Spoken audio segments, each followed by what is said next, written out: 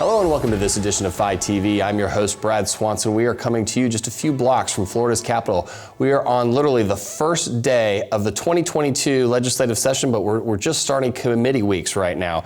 We are joined by none other than Senator Kathleen Passidomo. Welcome to the program. Good morning, Brad. All right. Good to be here. So I've been excited about this interview. I've been pestering you for a couple of years about it, and we finally get you in here. Very excited on behalf of Florida Internet and Television and FiTV to have you here. All right, so you are currently the Rules Chair, which means you are in the slot to become the Senate President after Senate President Wilton Simpson leaves that role. Are you excited? I really am. There's just so many things that I'd like to accomplish, so I'm really excited that my colleagues have selected me to run the Senate. That's pretty neat. We're going to get into that. But to get here, you had to be the majority leader, and now you're the Rules Chair. For our viewers, you know, I think what they want to know is what motivates people to do this. I mean, you have a law practice. I mean, you are well established in your community. What motivates you as a legislator? Well, I was first elected to the House in 2011, and the reason I ran, if you recall, back then we had just come out of a very deep economic crisis, the 2008. And foreclosures were rampant. In Collier County, we had lost 14,000 jobs alone. And what was clear to me was our foreclosure laws at that time were just archaic. They didn't work. And we realized that the only way to fix it was in the legislature. So I ran, got elected, and it took me 3 years to pass a bill that works, and it still works today, that was a foreclosure reform bill. Yeah. So that was my motivation back then. Wow, so that's what brought you in. So we go from foreclosure law, and it took a hot second for everyone to figure out how granular you like to get in complex law. I mean, banking law is just one of them. When you think back to the last legislative session, was there any one piece of legislation that stood out that you were really proud of? Well, first of all, I think in the 11 years that I served in the legislature, that, in my opinion, was the most productive session that we'd had. It was even more difficult because we were in the midst of the pandemic. Mm-hmm. We didn't have, the Capitol wasn't open. We didn't get the opportunity to have our constituents come up, but we were so productive. And the first thing that we did was the COVID liability bill. And I think that set the tone for the session of very meaningful, common sense bills that we got across the finish line. So I'm really proud of the work that we did legislatively. Yeah, I mean, when you think about it, that session tackled so many things. We were in the midst of protests in the street, and while many of those protests were peaceful, there were other folks that weren't peaceful, and you guys jumped out in front of that to make sure that peaceful protests are absolutely reinforced in Florida, but bad actors that take advantage of those situations are not. Absolutely. And I think one of the takeaways from that bill, the protest bill, was it went through the committee process. A lot of changes were made, really good changes, again, common sense changes, and it works, and it will work. And as you said, it does not in any way, shape, or form dissuade peaceful protesters from protesting, from exercising their First Amendment rights. Yeah. And I think we had a number of bills like that last session. Yeah, so for me, having been in this for more than a year or two, it was one of the most thoughtful floor debates I'd ever seen on both sides, and people advocating. But it made me proud to be a Floridian because of the civility, yet the passion that all sides argued in the chamber. And it was really fascinating to see how Leader Simpson empowered all sides on that conversation, and but utterly how civil it was. I may have been streaming it in my car for the entire drive, but it was fascinating. I really enjoyed it, and thank you for your leadership there. You bring up a really good point, and it's something that I'm very proud of, in that the Florida legislature, particularly the Florida Senate, is a very civil body, and we may have our disagreements on certain policy areas, but when it's all said and done, we pass a balanced budget, no votes.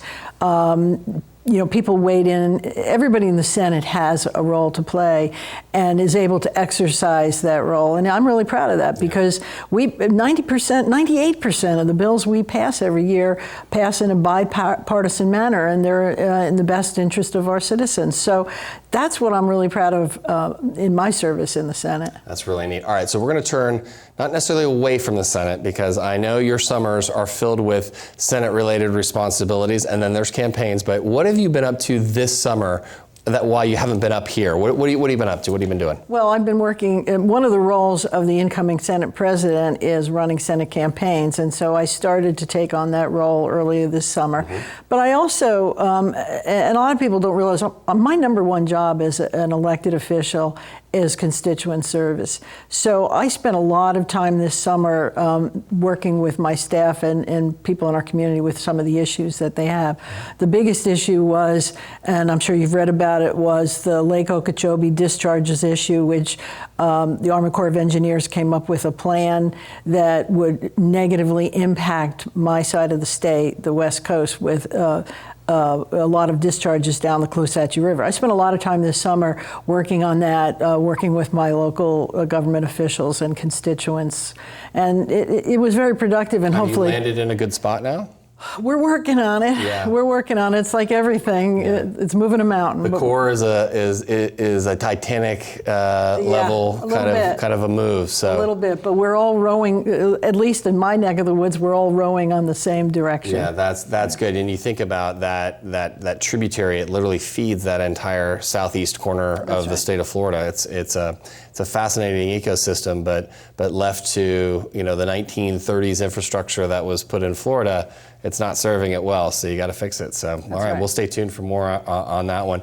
Anything else during summer? I mean, you look tan, you look lovely. I mean, been out in the sun at all?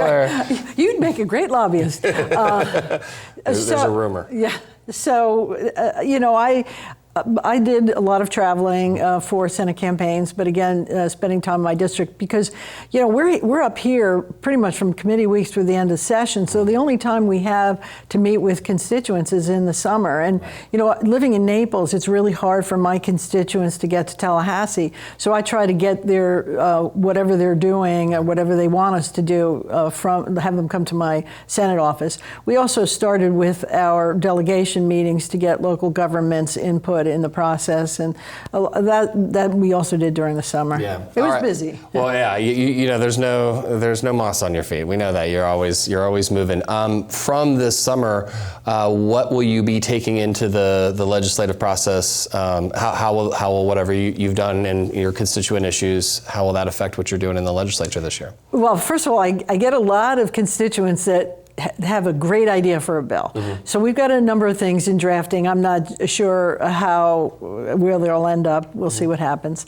I won't be able to file any bills personally. Sure. Although I did spend a lot of time, and I should have mentioned earlier, I spent a lot of time this summer working with Florida Realtors on the Sadowski bill issue. Trust fund, yeah. And so I am committed to meeting with them and the other stakeholders from the Sadowski Coalition to come up with a new plan, a new process for spending those dollars. The realtors had filed the amendment initiative, and after working with them all summer, and with the help of the president and the speaker and Speaker D, we were able to come to an agreement that they would withdraw their initiative and work with us and the other stakeholders. Because the bottom line is affordable housing is one of the biggest problems and challenges in our state. And the Sadowski bill that was originally passed 30 years ago. Times have changed. Yeah. People's needs have changed. So we need to take a fresh look at how we're going to address that issue. And that's one of the things I'm committed to do. Yeah, I think when you think of those legacy issues that, it made sense at the time, but they're, a trust fund, is in its permanency in so many ways and formulas. So I think fresh eyes on that. And I can remember working in the local Tampa market, and we were advocating for Sadowski's, don't sweep it. Back that was 30 years ago, and it's still it's the issue that it's trying to solve is still here today, and the mechanisms just need to be, addressed. And we started that process with the bill that we passed this past session, which divided into 3 parts. So we did set a floor that we will not sweep for Sadowski, funds for affordable housing, down payment assistance, rental assistance. Sure. But we also addressed 2 other important areas, and that's resiliency, which also affects affordability in housing. And thirdly, and perhaps most importantly, the wastewater issue. We have over 2 million septic systems in the state of Florida. Many of them are older, 20, 30, 40, 50 years old, and they are failing.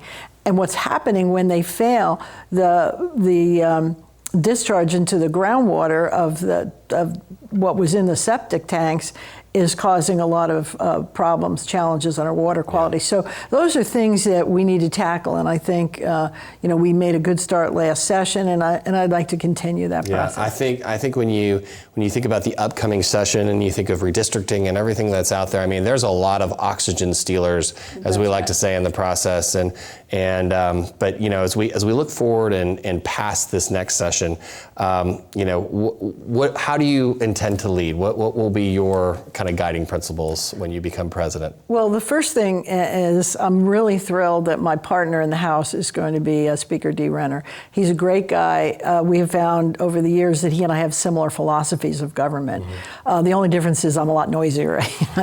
But what we've talked about is putting together a joint work plan. What do the 2 of us want to accomplish together? And it's great that we both have similar philosophies, so we can come up with that work plan and then let the members do the rest. Let them decide what they want to do. Reminiscing back to the Weatherford-Gates model. Exactly, and that's where I learned it. I mean, and I think that'll make it so much easier for us to get what we'd like to get done across the finish line. And what I also think is important, and we've talked about this, we need to do some long-range planning for the state. Yeah. Where do we want to be? Not 5 years from now, or 8 years is what we talk about with term limits. Where do we want to be 20, 30, 40 years from now? And I'd like to start that discussion. Well, we are out of time, but we're ready to have you for future discussions. So one word, what do you watch? What do you like to binge when you're not saving the free world and fighting for your constituents? Or how do you spend your time on the internet? When you talk about streaming and watching TV, I love the National Geographic series. In fact, my husband and I started the One Day in America recently, the 9/11 story, and it's so compelling and so thoughtful. And those are the kind of things that I like to see. I love it. Well, thank you so much, Senator, for coming on the program, and we can't wait to have you on again very soon. Thank you. Thank you, Kathleen. That's all the time we have for this interview. For more great interviews like this one, make sure you hit us up on our social media feeds. And for now, thanks for tuning in.